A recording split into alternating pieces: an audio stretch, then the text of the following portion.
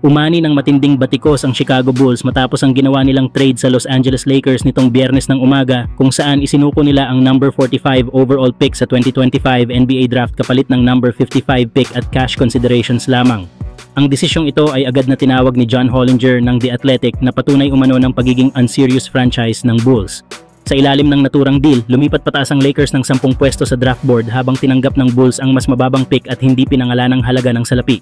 Para sa ilang analysts, tila isa na naman itong senyales ng kawalan ng direksyon ng front office ng Chicago sa kabila ng kanilang mga panibagong plano at pagkuha kay Noah Esenge bilang number 12 pick sa unang round. Para naman sa Lakers, malinaw ang intensyon, makakuha ng isang batang talentong kayang mag-contribute kaagad sa minimum deal. Sa gitna ng masikip na salary cap at ang banta ng second apron hard cap, malaking bagay para sa Los Angeles ang makadagdag ng murang kontrata sa kanilang rotation. Ayon kay Hollinger, ang ganitong galaw ay nagpapataas ng tsansang kumuha sila ng isang NBA-ready player sa number 45 pick na kayang punan ang mga pangangailangan nila sa backcourt o frontcourt. Kasalukuyang nasa $4.3 million pa ang pagitan ng Lakers mula sa unang apron, ngunit may mga pending na desisyon pa gaya ng player options ni LeBron James at Dorian Finney-Smith, pati na rin ang non-guaranteed contract ni Shake Milton. Kaya't bawat galaw ay may kaakibat na estratehiya sa pagpapanatili ng flexibility ng roster. Habang ang Chicago Bulls na nagtapos ng 39-43 record ngayong season at na-eliminate sa play-in tournament ng Miami Heat, ay tila muling bumabalik sa cycle ng tanong at pangungutya pagdating sa direksyon ng kanilang prangkisa. Kayo mga idol, tingin nyo ba tama lang ang desisyong ito ng Bulls? O isa na naman itong sablay? Samantala, isang malakas na balita ang yumanig sa Los Angeles Lakers matapos tanggihan ni Austin Reeves ang 4-year $90 million max extension offer mula sa koponan. Ayon sa ulat, balak ng 26 years old guard na subukan ang free agency sa susunod na off-season kung saan umaasa siyang makakuha ng mas malaking kontrata mula sa ibang team. Para kay Reeves, mukhang malinaw na hindi na lang ito tungkol sa pera, kundi pati na rin sa papel at direksyon ng kanyang karera.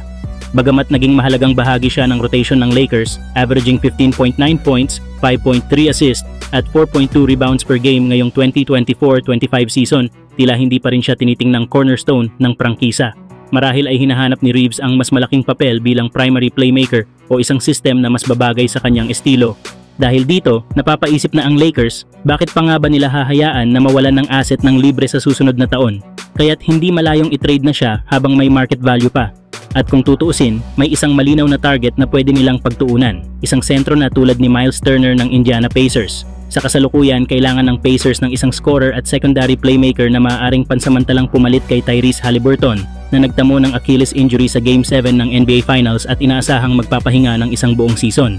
Bagamat naroon si TJ McConnell bilang backup, iba pa rin ang kalidad at offensive threat na kayang ibigay ni Reeves.